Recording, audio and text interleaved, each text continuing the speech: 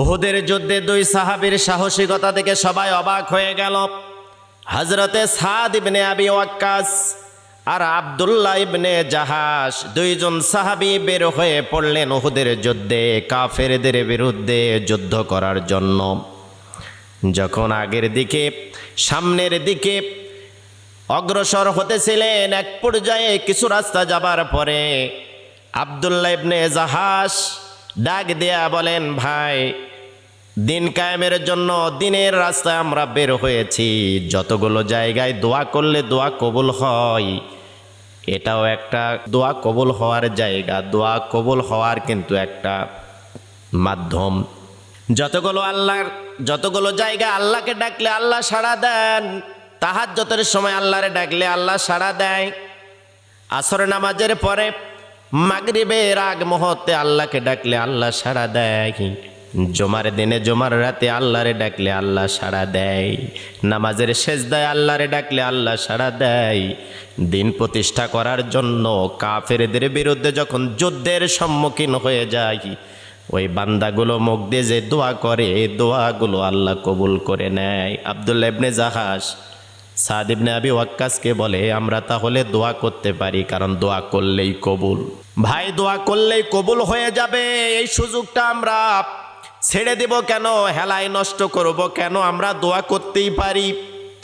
সাদ ইবনে আবি ওয়াক্কাস ডাক দিয়ে বলে, অবশ্যই তুমি ভালো একটা কথা বলেছ, তাহলে আমরা দোয়া করি। আব্দুল্লাহ ইবনে জাহাজ বলেন, ভাই, দোয়া করব ঠিক, কিন্তু আপনি কি দোয়া করবেন আমি জানবো না, শুধু বলবো আমিন। আমি কি দোয়া করব আপনিও জানবেন না, শুধু বলবেন আমিন, তাহলে কবুল হয়ে যাবে। কিন্তু আমাদের দোয়াটা গোপন থাকবে, কেউ শুনতে পারবে না। আমি আল্লাহর কাছে কি বলবো এটাও গোপন থাকবে। আপনিও যেই দোয়া করবেন ওই দোয়াটাও গোপন থাকবে, শুধু আমরা বলবো আমিন। সাদ ইবনে আবি ওয়াক্কাস বলেন, কোনো সমস্যা নাই, তাহলে আমি দোয়া শুরু করে দিলাম। সাদ ইবনে আবি ওয়াক্কাস দোয়া করলেন, দোয়া শেষ হয়ে গেল। হযরতে আব্দুল্লাহ ইবনে জাহাজ শুধু শেষের দিকে বললেন আমিন। আবার আব্দুল্লাহ ইবনে জাহাজ দোয়া শুরু করলেন। সাদ ইবনে আবি ওয়াক্কাস দোয়ার শেষে বললেন আমিন। চলে গেলেন, পথ অতিক্রম করছেন, হাঁটছেন। এক পর্যায়ে যুদ্ধের মাঠ যখন প্রবেশ করবেন, যুদ্ধের মাঠে প্রবেশ করবেন, যুদ্ধের ময়দানে প্রবেশ করবেন, সাদ ইবনে আবি ওয়াক্কাস ডাক দিয়ে বলে, ভাই, জানি না এটা আমাদের জীবনের শেষ দেখা হয়ে যেতে পারে। জীবনে একসঙ্গে কত থাকলাম, একসঙ্গে কত কোরআনের দাওয়াত দিলাম, ইসলামের দাওয়াত দিলাম, কত পথহারা দিশেহারা মানুষকে আমরা পথের দিশায় ডাকলাম। খেয়ে না খেয়ে, কতদিন না খেয়ে, কত ক্লান্ত শরীর নিয়ে মানুষদেরকে ভালো পথে ডাকলাম ভাই, কিন্তু সেই সিচুয়েশন, সেই পরিস্থিতি একরকম। কিন্তু যতই কষ্ট করি না কেন, দুই ভাই আবার দেখা হয়েছে, কিন্তু এমন এক ময়দানে আমরা প্রবেশ করছি, যেই ময়দানে তুমি একদিকে চলে যাবে, আমি একদিকে চলে যাব, আর জীবনে কখনো আমাদের দেখা নাও হতে পারে। কিন্তু মনের ভিতরে একটা আকাঙ্ক্ষা, মনের মধ্যে একটা তামান্না, মনের মধ্যে বারবার একটা কথা জানতে চাই, যে আমি কি দোয়া করলাম তুমি জানলে না, আর তুমি কি দোয়া করেছো আমিও জানলাম না। আব্দুল্লাহ ইবনে জাহাশ ডাক দেয়া বলে, ভাই, এটা তো গোপন রাখার কথা ছিল। সাদ ইবনে আবি ওয়াক্কাস বলে, যতক্ষণ শুনবো না ততক্ষণ পর্যন্ত যুদ্ধের ময়দানে গেলেও আমি তৃপ্তি পাবো না, শান্তি পাবো না। এবং যদি শহীদ হয়ে যায় এবং যুদ্ধের ময়দান থেকে যদি গাজী হয়েও ফিরে যায়, মনের ভিতরে একটা চিন্তা থাকবে, কথাটা আমি জানতে পারলাম না, হয় আমি শহীদ হয়ে গেলাম, আর না হলে তুমি শহীদ হয়ে গেলা, কিন্তু গোপন কথাগুলো জানতে পারলাম না। যদি একটু শেয়ার করো, যদি আমার সাথে একটু কথাগুলো আদান প্রদান করো, কথাগুলো যে একটু বলো, তাহলে শান্তি পেতাম। আব্দুল্লাহ ইবনে জাহাজ বলে, ভাই, কোনো সমস্যার কারণ নাই, দোয়া করেছি, আমরা দুজনে মিলেই আমিন বলেছি, কিন্তু ইনশাআল্লাহ আমাদের দোয়া কবুল হবে এতটুকু বিশ্বাস আছে। তবে আগে আপনার কথাটা শুনি, আপনি কি দোয়া করেছেন আল্লাহর কাছে? আপনি মুরব্বী সাহাবী, বয়সে বড়, আপনার কথাটা একটু আমি শুনতে চাই আগে, এরপরে আমি বলবো। সাদ ইবনে আবি ওয়াক্কাস তার দোয়া বর্ণনা করতে থাকলো, তার দোয়ার কথা বলতে থাকলো। আব্দুল্লাহ ইবনে জাহাশকে বলল, আমি এই দোয়া করেছি যে আল্লাহর কাছে যখন হাত বাড়িয়েছিলাম আমি দোয়া করেছি যুদ্ধের ময়দানে যখন প্রবেশ করব, আল্লাহ দুইটা জিনিস আমার খুবই প্রয়োজন। একটা হলো হিম্মত আর সাহস, কাফেরদের ভয়ে যেন আমি যুদ্ধের ময়দান থেকে পালায়ন না করি, অস্ত্র ফেলে দিয়ে যেন আমি চলে না আসি, আমি যেন মুনাফিক হয়ে না যাই। আমাকে হিম্মত দিও, সাহস দিও, যুদ্ধের ময়দানে আমি যেন টিকে থাকতে পারি। এরকম যত সাহসের প্রয়োজন, হিম্মতের প্রয়োজন, আমার যত মনোবলের প্রয়োজন, আল্লাহ ও মালিক তুমি আমারে দান কইরো। 1 নাম্বার দোয়া করেছি। আর 2 নাম্বারে দোয়া করেছি, আল্লাহ যুদ্ধের ময়দানে আমি যখন যুদ্ধ করব এমতো অবস্থায় আল্লাহ আমার কাছে বড় একটা কাফের পাঠায় দিও। বড় কাফের মানে তার কাছে অনেক সম্পদ থাকবে, অর্থ থাকবে, অনেক সম্পদশালী বড় একটা কাফের, সম্পদশালীর দিক দিয়ে বড় একটা কাফের আমার সামনে পৌঁছায়া দিও। আমি যেন তার গর্দানে আঘাত করে তাকে দ্বিখণ্ডিত করতে পারি। আর তার কাছ থেকে যত সম্পদ, সোনা দানা রূপা গহনা পাবো, এগুলো নিয়ে গিয়ে মদিনাবাসীর যেন আমি উপকার করতে পারি, মদিনাবাসী যেন উপকৃত হতে পারে। আব্দুল্লাহ ইবনে জাহাশ, আমি এই 2টা দোয়া করেছি। আব্দুল্লাহ ইবনে জাহাশ বলে, আপনার দোয়াটা অনেক সুন্দর হয়েছে, আপনার দোয়ার কথা শুনে আমার দোয়াটা বলতে আমি ভুলে যাচ্ছি। আপনি তো গুরুত্বপূর্ণ দোয়া করেছেন। সাদ ইবনে আবি ওয়াক্কাস বলে, তাহলে তোমার দোয়ার কথাটা বলো। আব্দুল্লাহ ইবনে জাহাশ ডাক দিয়ে বলেন, ভাই আমি দোয়া করেছি যুদ্ধের ময়দানে যখন আমি প্রবেশ করব, স্ত্রী বিধবা হয়ে যেতে পারে, সন্তান এতিম হয়ে যেতে পারে, জায়গা জমি টাকা পয়সা ব্যাংক ব্যালেন্স যতটুকু আমার আছে কোনো কিছুর আশা আমার নাই।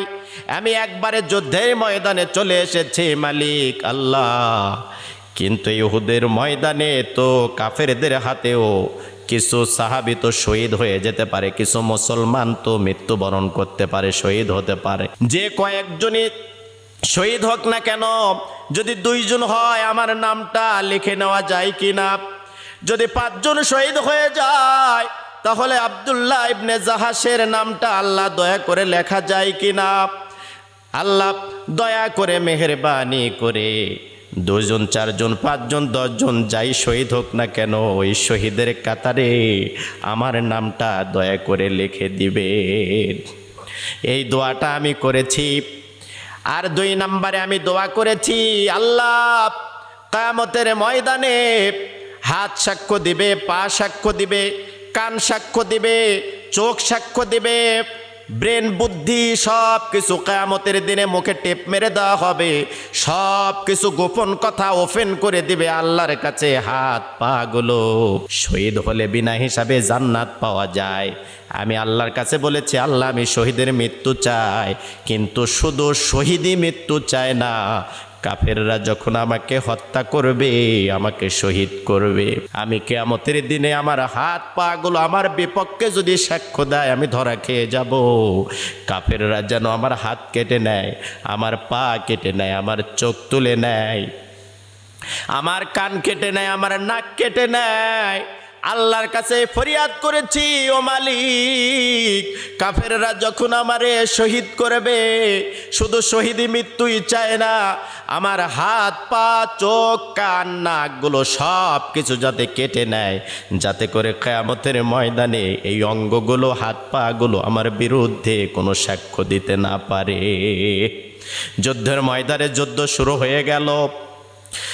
অসংখ্য কাফেরকে জাহান্নামে পাঠায়া দিলেন। সাদ ইবনে আবি ওয়াক্কাস যুদ্ধের ময়দান থেকে বড় একটা কাফেরকে হত্যা করে তার গনিমতের যা মাল ছিল সব নিয়ে মদিনাবাসী মদিনায় চলে গেল। মদিনায় যাবার পরে গনিমতের মালগুলো বন্টন করে দিল। আর আব্দুল্লাহ ইবনে জাহাশ অসংখ্য কাফেরকে জাহান্নামে পাঠানোর পরে এক পর্যায়ে কাফেরদের আঘাতে সেও দুনিয়া থেকে বিদায় নিয়ে চলে গেল। সাদ ইবনে আবি ওয়াক্কাস গাজী হয়ে ফিরে গেল। আর আব্দুল্লাহ ইবনে জাহাশ যুদ্ধের ময়দানে শহীদ হয়ে গেল। শুধু শহীদ হলো না, সেই সময়ে আমির হামজা, আল্লাহর নবীর চাচা আমির হামজা উহুদের যুদ্ধে আমির হামজার হাত কেটে নেওয়া হয়েছে, পা কেটে নেওয়া হয়েছে, চোখ তুলে নেওয়া হয়েছে এবং গরু ছাগল জবাই করার পরে গোস্তের টুকরা যেমন ছোট্ট ছোট্ট কেটে কেটে টুকরায় পরিণত করা হয়, আমির হামজার শরীরটাও তেমনি করে টুকরো টুকরো করা হয়েছে। শুধু তাই নয়, শেষ পর্যন্ত আমির হামজার কলিজাটা ছিঁড়ে টেনে কেটে বাহির করে হিন্দা চাবিয়ে আমির হামজার কলিজা পর্যন্ত খেয়েছে। এই বর্ণনাগুলো যখন শুনছিলেন, শেষ পর্যন্ত আব্দুল্লাহ ইবনে জাহাশ তাকেও যুদ্ধের ময়দানে শহীদ করা হয়েছে। হাত দিয়েছেন, পা দিয়েছেন। কিয়ামতের কঠিন মুসিবতের জন্য এই হাত পাগুলো যেন কখনো বিরুদ্ধে সাক্ষ্য দিতে না পারে, আল্লাহর দরবারে গিয়ে যেন কোনো বিচার দিতে না পারে। এই জন্যই বর্ণনা শোনার পরে সাদ ইবনে আবি ওয়াক্কাস বললেন, তুমি এমন দোয়া করেছো, তোমার দোয়াটাই শ্রেষ্ঠ, তোমার দোয়াটাই উত্তম। তুমি তো শহীদ হয়ে গেলে যুদ্ধের ময়দান থেকে, তুমি জান্নাতের হলুদ পাখি হয়ে চলে গেলা, আমি হতে পারলাম না। এই জন্য ইমানদার মুমিন মুত্তাকিন যখন আল্লাহর হয়ে যাবেন, তখন আপনার মুখ দিয়ে যা বলবেন, আপনার কথাগুলো আল্লাহ রব্বুল আলামিন দ্রুত অ্যাকসেপ্ট করবেন। এই জন্য ইমানদার মুমিন মুত্তাকিন, নামাজওয়ালা, পরহেজগারওয়ালা, কোরআনওয়ালা, ইসলামওয়ালা, নবীর আশিক যারা হবে, আল্লাহওয়ালা যারা হবে, তারা কখনো ভয় পাবে না। তারা জান দিবে, তারা মাল দিবে, অর্থ দিবে, শ্রম দিবে, ঘাম দিবে, ত্যাগ তিতিক্ষা স্যাক্রিফাইস করে আল্লাহর দিন, আল্লাহর জমিনে বিজয় করার জন্য। আলালাহুল খলক ওয়াল আমর, সৃষ্টি যার, আইন চলবে তার, এই রাস্তায় তারা বলবৎ থাকবে, পৃথিবীর কাউরে কাছে মাথা নত করবে না। শেষ পর্যন্ত আব্দুল্লাহ ইবনে জাহাশ দুনিয়া থেকে বিদায় নিয়ে চলে গেলেন, শাহাদাত বরণ করলেন। এখান থেকে শিক্ষা হচ্ছে, আল্লাহর যদি আমরা হয়ে যাই, তাহলে আমরা যে দোয়া করব আল্লাহ রাব্বুল আলামিন কবুল করবেন। সাদ ইবনে আবি ওয়াক্কাস গাজী হয়ে সোনা দানা অর্থ গনিমতের মাল নিয়ে মদিনায় চলে গেলেন। আর যতগুলো সাহাবী শহীদ হলেন সেখানে উহুদের ময়দানে, সেখানে আব্দুল্লাহ ইবনে জাহাশও দুনিয়া থেকে বিদায় নিয়ে চলে গেলেন। আল্লাহ পাক আমাদের সবাইকেই রেখে যাওয়া সাহাবীদের জীবনী, তাদের ত্যাগ, তাদের স্যাক্রিফাইস থেকে শিক্ষা নিয়ে দিন ইসলামের জন্য, কোরআনের জন্য আমরাও যেন আমাদের জীবন বিলিয়ে দিয়ে প্রাণপ্রান্ত চেষ্টা করতে পারি। আল্লাহ পাক যেন আমাদের সকলকেই ইমানের হালতে জীবিত রাখেন এবং শহীদের মর্যাদা দান করেন। সকলে বলছি আমিন।